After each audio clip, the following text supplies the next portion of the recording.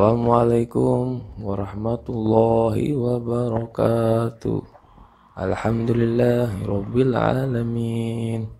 Wassalatu wassalamu ala asrafil anbiya'i wal mursalin. Sayyidina wa maulana Muhammadin wa ala alihi wa sahbihi ajma'in, amma ba'du. Para sahabat-sahabat umat sekalian dan para sahabat-sahabat subscriber yang telah mensubscribe channelnya Bukan Anehnya Belajar Bersama. Saya haturkan jazakumullah khairan katsiran. Terima kasih banyak untuk para sahabat sekalian. Semoga semua sahabat ada dalam keadaan sehat walafiat, dimudahkan segala urusannya dan niat baiknya. Amin amin ya rabbal alamin. Sebelumnya izinkan saya untuk melantunkan sholawat.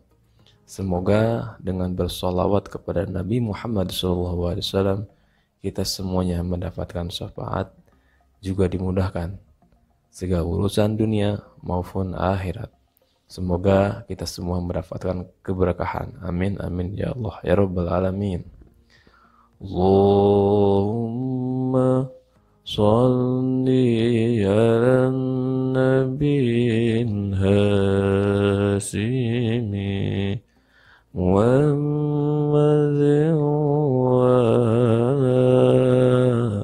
alihi wa sallim taslima. Allahumma shalli ala nabiyyin hasimi Muhammadin wa alihi wa sallim taslima. Allahumma shalli ala nabiyil hasimi Muhammadin wa alihi wa sallim taslima. Allahumma shalli wa sallim wa barik alaihi.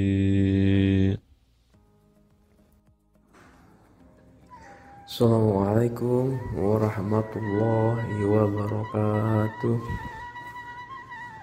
Kali ini channel Belajar Bersama ingin berbagi kisah lagi.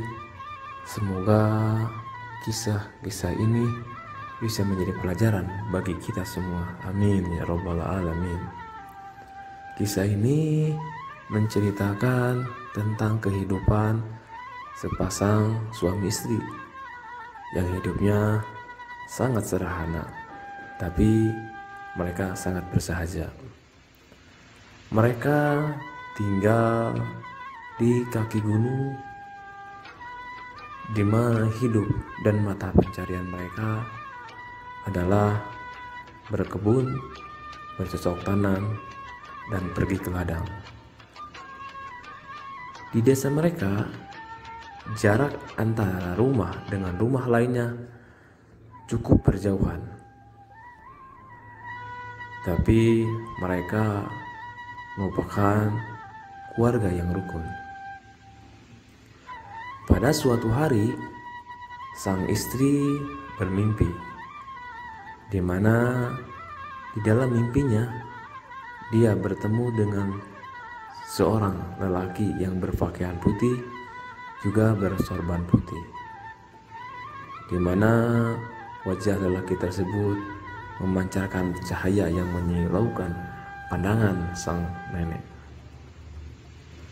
Sebenarnya usia mereka, yaitu sepasang suami istri tadi, telah uzur. Jadi kita panggil saja mereka sepasang nenek dan kakek saja. Kemudian lelaki yang berpakaian putih itu pun berkata dan berkesan, "Wahai nenek, sebaiknya kalian berdua pergi untuk mencari bekal untuk kehidupan akhirat dan mencari guru yang bisa mengajarkan ilmu agama kepada kalian. Setelah memberikan pesan tersebut, lelaki yang berpakaian serba putih itu pun hilang entah kemana. Dan sang nenek pun terbangun dari tidurnya. Kemudian dia pun mencoba merenungkan apa yang terjadi di dalam mimpinya itu. Dan pada keesokan harinya, sang nenek pun menceritakan mimpinya kepada sang suami. "Wahai suamiku, bahwa tadi malam aku bermimpi bertemu dengan seorang lelaki yang berpakaian serba putih, memberikan nasihat kepada kita agar kita mencari bekal untuk akhirat dan mencari guru agama." Mendengar niat dan ajakan sang istri, si suami pun merasa senang dan bahagia. Akhirnya mereka pun mempersiapkan diri dan membawa perbekalan selama menimba ilmu. Si suami pun berkata kepada istrinya bahwa ada seorang guru ngaji yang ada di Padepokan Anu, mungkin sebaiknya kita mendatangi beliau. Singkat cerita, mereka pun pergi untuk menemui kiai tersebut. Setelah sampai di padepokan tersebut, mereka mengutarakan niatnya untuk berguru dan meminta bimbingannya. Mendengar niat dan ceritanya, sang guru pun malah mentertawakan dan berkata dengan nada yang sombong serta mencibirnya, "Kalian sebaiknya gak usah belajar, karena mungkin tidak akan bermanfaat ilmunya bagi kalian. Karena usia kalian yang sudah uzur, mungkin ilmu yang akan saya berikan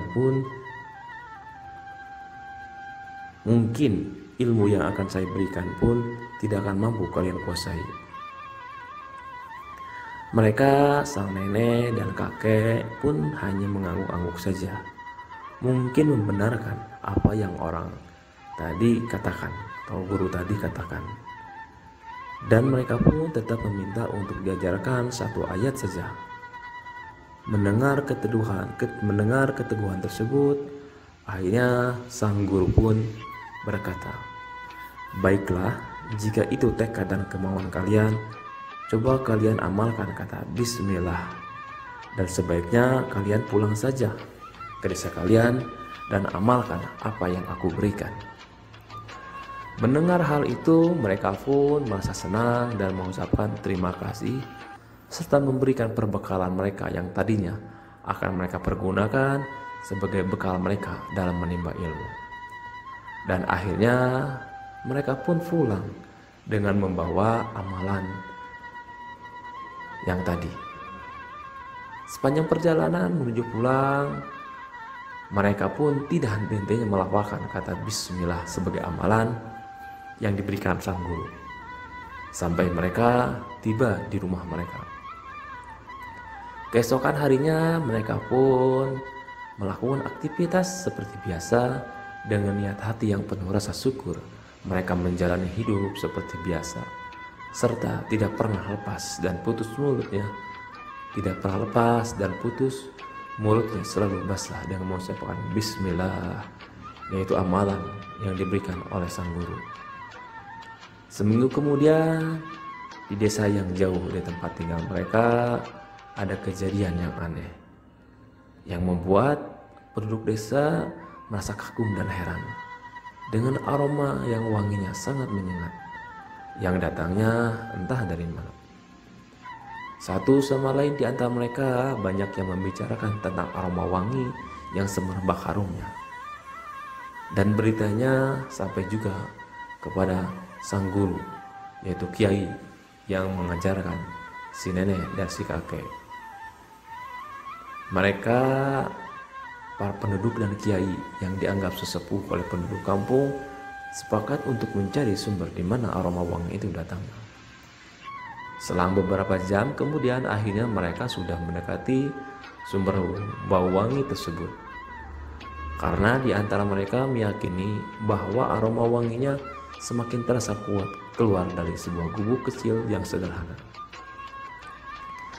Ketika mereka telah sampai di depan pintu, mereka pun mengucapkan salam kepada penghuni rumah tersebut. Cukup lama mereka menunggu di luar rumah, tapi tidak ada satu kata pun jawaban yang keluar di dalam rumah tersebut. Karena rasa penasarannya, mereka pun mencoba mengintip dari celah dinding bumbu. Karena rasa penasarannya, mereka pun mencoba mengintip dari celah dinding bambu untuk memastikan ada tidaknya penghuni rumah tersebut.